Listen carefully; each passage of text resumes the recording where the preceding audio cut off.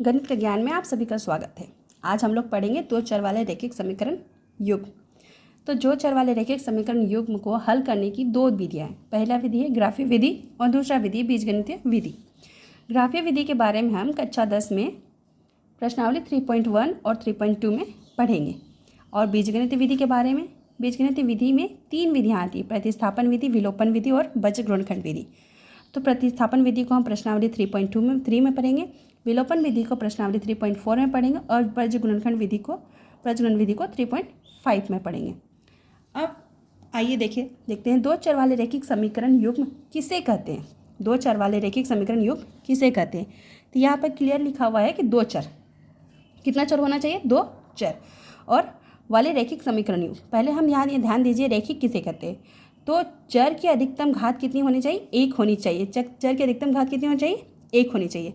हम कुछ एग्जाम्पल लेते हैं, उदाहरण लेते हैं, ठीक है। कुछ उदाहरण लेते हैं। पहला उदाहरण है 2x + 5y² = 5। अच्छा बताइए यहाँ पे अधिकतम घात कितना है, ये दो चर है, ठीक है। तो चरों का अधिकतम घात कितना है, 2।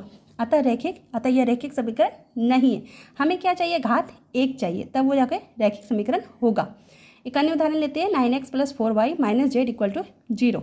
बताइए यहाँ पे कितने चर हैं, x, y और z, 3 अलग अलग तरह के चर हैं। तो ये तो होगा ही नहीं दो चर वाले रैखिक समीकरण। आगे बढ़ते हैं, x - y = 1। यहाँ पे दो चर हैं, ठीक है। दूसरी बात है चर का अधिकतम घात कितना है, 1 है। तो ये रैखिक समीकरण है, दो चर वाले रैखिक समीकरण है। एक अन्य उदाहरण लिखते हैं x³ + 9 = 0। x³ यहाँ पे देखिए चर एक ही है, उसके बाद क्या है, x³ है। क्या है, x³ है। चर का अधिकतम घात कितना है, 3। तो ये रैखिक समीकरण नहीं होगा। क्लियर है। अब हम ध्यान देते हैं युग्म। युग्म का मतलब क्या होता है, युग्म का मतलब क्या होता है, युग्म, ठीक है। युग्म जो हम लोग लिख रहे हैं दो चर वाले रैखिक समीकरण युग्म। तो युग्म का मतलब समझिए आप, क्लियर, जोड़ा।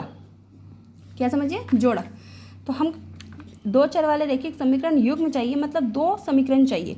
जैसे x - y = 1, 3x + 4y = 20। तो ये एक युग्म हो गया। क्या हो गया, ये एक युग्म हो गया।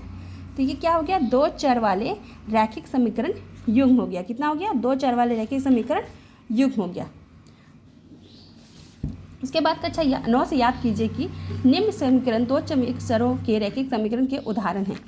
कक्षा 9 से, जैसे 2x + 3y = 5, x - 2y - 3 = 0 और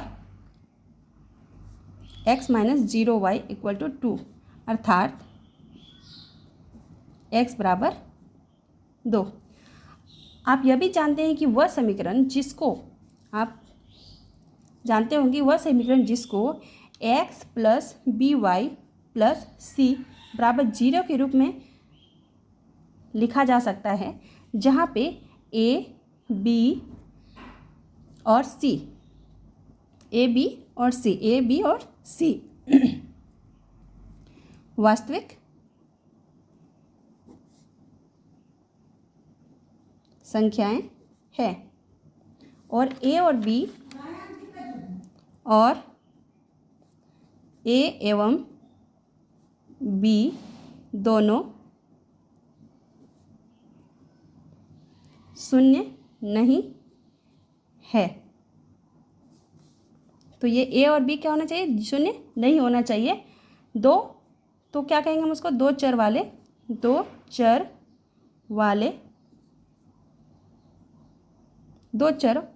वाले रैखिक समीकरण कहलाता है, दो चर वाला। तो यहाँ पे दो चर क्या है, x और y, दो चर x और y में एक रैखिक समीकरण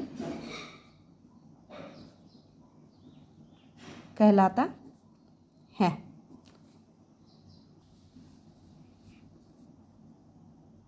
ये क्लास 10 का बुक है, दो चर वाले रैखिक समीकरण युग्म। ये 3 नंबर प्रश्नावली में है। इसमें ये सब पढ़िए आप लोग, ठीक है। यहाँ पे देखिए दो चरों में रैखिक समीकरण युग्म, जैसे हम अभी बताएं क्लास 9 में, कक्षा 9 में याद कीजिए कि निम्न समीकरण दो चरों के रैखिक समीकरणों के उदाहरण हैं। 2x + 3y = 5, x - 2y - 3 = 0 और x - 0y = 2 अर्थात x = 2। अब यह भी जानते हैं कि वह समीकरण जिसको ax + by + c = 0 के रूप में रखा जा सकता है, जहाँ a, b और c क्या है, वास्तविक संख्याएं हैं और a और b दोनों शून्य नहीं है। दो चरों x और y में एक रैखिक समीकरण कहलाता है। क्लियर? आपने यह भी पढ़ा है कि ऐसे समीकरण का हल संख्याओं के मानों का एक युग्म होता है, एक x के लिए तथा दूसरा y के लिए, जो समीकरण के दोनों पक्षों को बराबर कर देता है। उदाहरण के लिए आइए समीकरण 2x + 3y = 5 के बायां पक्ष LHS में x = 1 और y = 1 रखें। x का मान क्या रखना है, 1, और y का मान क्या रखना है, 1। तब बायां पक्ष मतलब LHS, ठीक है, यहाँ x का मान हम क्या रख रहे हैं, 1, और y का मान कितना रख रहे हैं, 1। तो यहाँ पे क्या हो जाएगा, 2 + 3 = 5। क्लियर है? जो समीकरण के दाएं पक्ष RHS के बराबर है, तो RHS में यहाँ पे क्या है, 5, क्या है, 5। अतः x = 1 और y = 1 समीकरण 2x + 3y = 5 का एक हल है। अब आइए समीकरण 2x + 3y = 5 में x = 1 और y = 7 रखें। तब क्या होता है, देखिए बायां पक्ष क्या हुआ, 2x था, x की जगह 1 रखें और y की जगह कितना मान रखें, 7। तो 2 × 2 3 × 7 21, 2 और 21 कितना हो गया, 23, जो दाएं पक्ष के बराबर नहीं। हमारा दायां पक्ष में क्या था, 5 था। अतः x = 1 और y = 7 दी हुई समीकरण का हल नहीं है। ज्यामितीय दृष्टि से इसका क्या अर्थ है, इसका अर्थ है कि बिंदु 1 समीकरण 2x + 3y = 5 द्वारा निरूपित रेखा पर स्थित है और बिंदु 1 इस पर स्थित नहीं है, इसलिए समीकरण का प्रत्येक हल उसको निरूपित करने वाली रेखा पर स्थित एक बिंदु होता है। वास्तव में यह किसी रैखिक समीकरण के लिए सत्य है, अर्थात दो चर वाले रैखिक समीकरण ax + by = c = 0 का प्रत्येक हल x y इस समीकरण को निरूपित करने वाली रेखा के एक बिंदु के संगत होता है और विलंबता भी ऐसा होता है। अब ऊपर दिए गए समीकरणों 1 और 2 को लीजिए। इन समीकरणों को साथ लेने पर हमें अखिला के मेले के बारे में सूचना प्राप्त होती है। ये दो रैखिक समीकरण उन्हीं दो चरों x और y में हैं। इस प्रकार के समीकरणों को दो चरों में रैखिक समीकरणों का एक युग्म या रैखिक समीकरण युग्म कहते हैं। आइए देखें कि बीजगणितीय दृष्टि में ये कैसे युग्म है।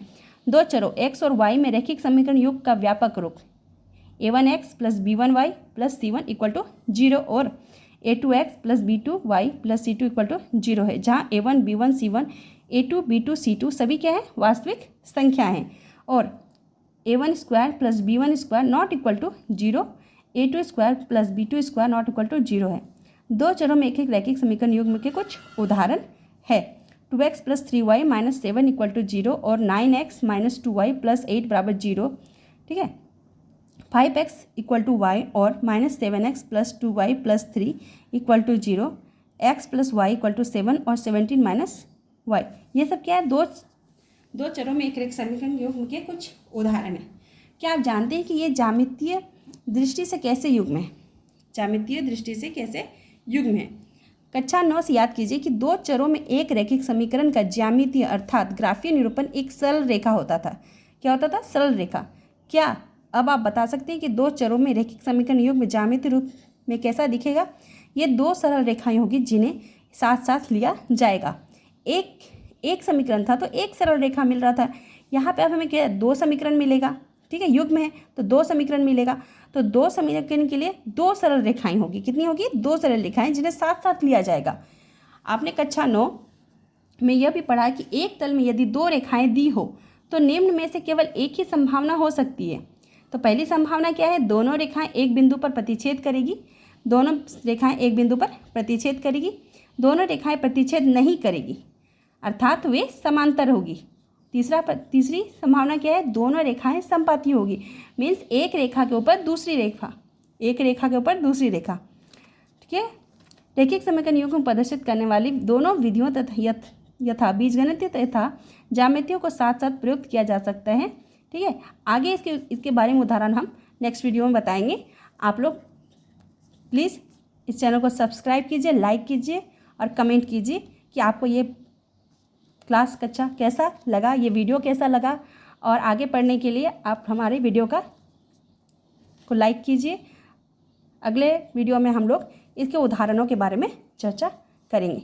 Take care and bye bye.